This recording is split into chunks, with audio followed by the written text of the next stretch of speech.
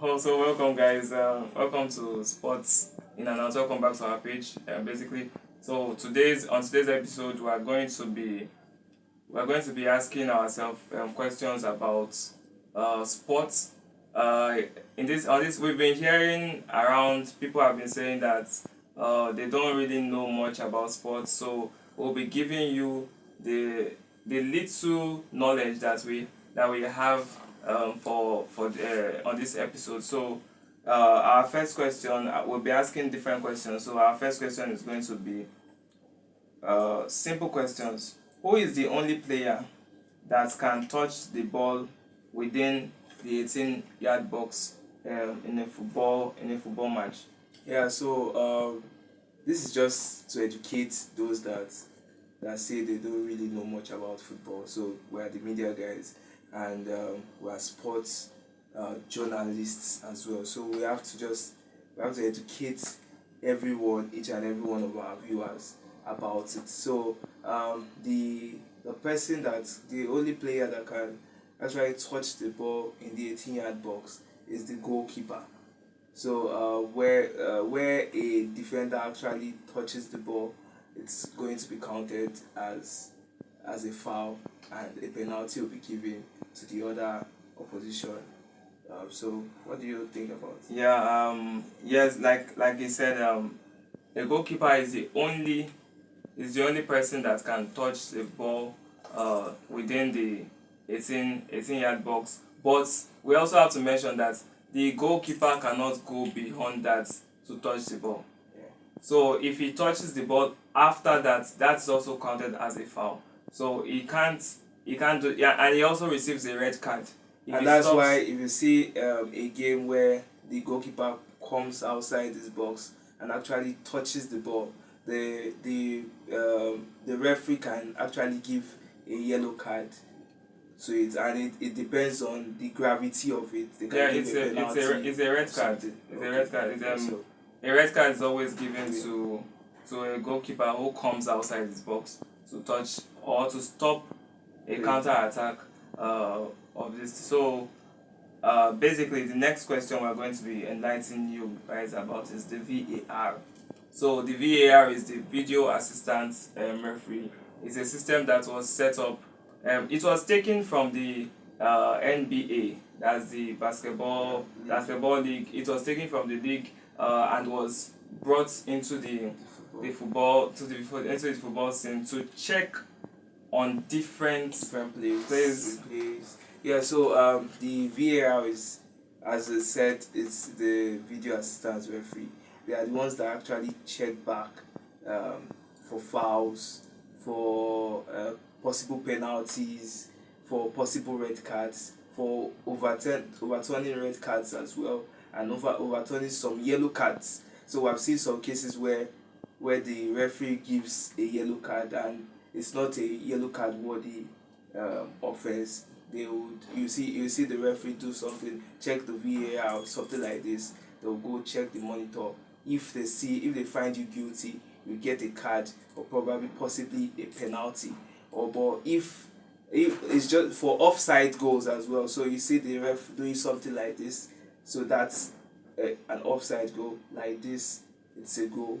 So so that's basically about the Yeah. VAR. Also speaking on the red card decision, it's they mostly go to review if a red card was given and it was not meant to be a red card, or if a yellow card was shown for a red card offense. So the referee can use it to overturn results. And basically VAR is not brought for malicious reasons. Although now some clubs have been thinking that it has been used against them often. And in football, once it favors you, you don't complain. But the time that it favors another person and not you, you begin to complain. Yeah. So that's it. I just don't like teams like Real Madrid, Barcelona. They've started complaining about it. So that's just it. So what's the next question? Oh, the next question is, what is an offside? Yeah, so an offside basically is when the player the striker rather is in a position where the defenders are not being seen, or yeah, so it's just when you pass the ball to a player that is out of reach from the defenders. Yeah, when the you when a player is when an opposing player that is about to score receives the ball, when he receives the ball ahead of the defenders and stops the defenders from being able to defend. So I think basically that explains itself. Offside is an offside. So the next question that we have is, what is the job of a forward? A forward or attacking player in a game. So the forward is also called a striker. So that's where the positions of players that are basically to score goals. So their work is to create chances and score the goals. So whereby you see some players passing the ball, and those players. That's why you see Cristiano Ronaldo is a striker. So you see Cristiano Ronaldo being the highest goal scorer. That's his job. His job is not to defend. His job is not to take out players. His job is to score goals. That's why you see him as the highest goal scorer and a striker as well. So what do you think about it? Yeah, a striker is just meant to score goals for me. I'll be talking about the midfield. So the midfielders are in a football game. There's always a striker, a midfielder, and defender. Then you get the goalkeeper behind. So the midfielders are to create chances. They are to walk around, making how to make the strikers look good. Basically, they make the strikers look good. Is in this new system that we've been seeing, midfielders are the ones that are now scoring. The likes of the Vinicius Juniors, the Bruno Fernandes are the ones scoring and creating chances alongside. So another brilliant striker that you didn't mention is Mo Salah and Victor Osimhen, and also Victor Boniface as well. So we have in Africa we have a lot of brilliant mind. Like they are very good in Africa. Yes. So a defender.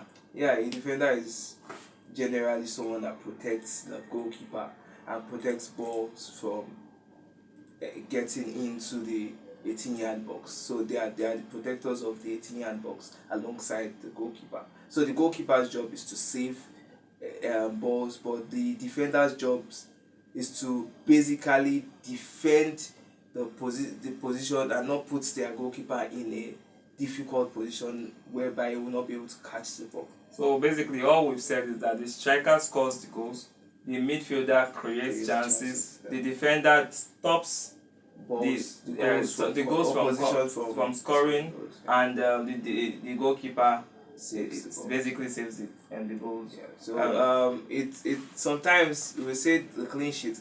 The clean sheet is meant to be given mostly. Yes, we know the keeper actually makes some saves and but the defenders actually have to be given some credit in clean sheets as well, where you see Van Dijk having a very awesome performance. He actually scored some goals as well. So we should be, for me, I feel we should be giving the defenders some credit in clean sheets. Yeah, and so we're moving on to the next question, which is probably going to be the second to the last question. So we're going to be asking who deserves the Ballon d'Or. You can also answer that, who deserves the Ballon d'Or and how credible is the Ballon d'Or of recent? Yeah, for me,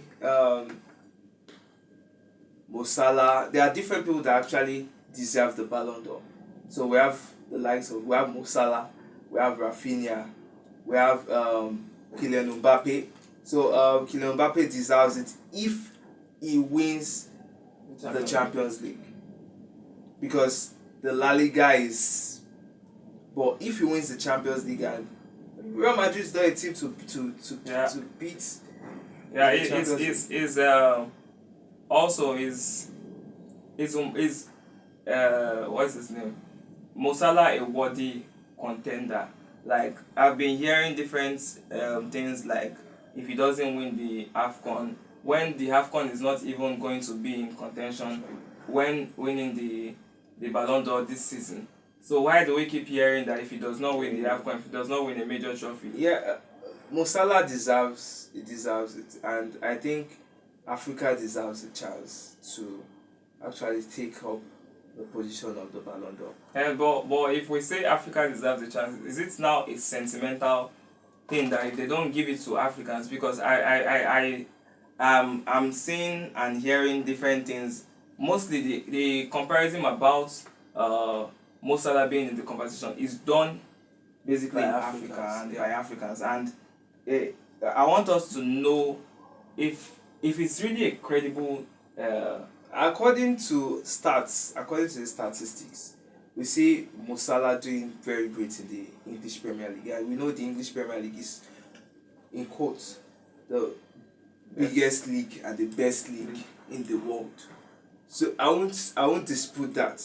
The La Liga has theirs, the Serie A has, the Bundesliga, but the English Premier League is the one that people watch based on popularity, based on fans, based on players. If you ask some players, they will tell you if you have not played in the English Premier League, you are not a player. If you ask Ronaldo will tell you the same. If you ask some players that have left, Doku just even made the statement in throwing a shade at Lionel Messi one of these days. So because Mo Salah, I believe, I'm not being biased, Mo Salah, for me, out of the names I called Rafinha, I called Kylian Mbappe, and I called Mo Salah as well. So I think Mo Salah deserves it more. Yeah, but I'm not in making an argument, but last year we actually saw that the UEFA awards was also joined together with the Ballon d'Or. So don't you think that they will want a UEFA based player, not a UEFA Champions League based player, or a UEFA based player to win it? I just want, to be honest, the coaches, the players, the captains, and everybody, the journalists that are picking the Ballon d'Or. I just want them to actually critically look at it and look at it very well and to pick the right person. Because we don't want a player where everybody will say, it's a fluke. Yeah, in a way, if my theory was going to be played, like the UEFA being an influence, I think Kylian Mbappe is going to end up winning just like how Rodri won over Vinicius Junior. So basically still speaking on Kylian Mbappe, what do you think about the La Liga title race this season? Yeah, for me, the La Liga title race this season is very tight. This is actually the first time that we are having a tight race. Yeah, tight race. It's very tight, where you see every week, if you drop a point, you might end up losing it by dropping that point. Whereby you see Real Madrid, we see Barcelona topping the table with a point, then Atletico Madrid topping Real Madrid with another point. So we see the title race is not lost for anybody. So we can't say one game can actually end the league title race. And I believe Kylian Mbappe is actually chasing for that. I saw when Real Madrid actually lost that game, I saw Vinicius actually tweeted. I saw somewhere that he said yesterday was a bad game.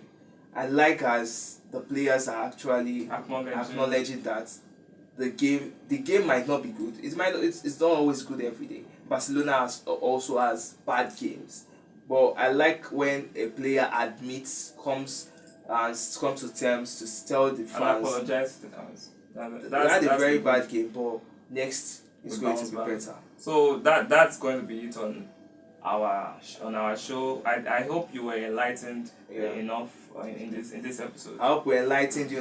We don't want to hear next time that you say that you don't know about football.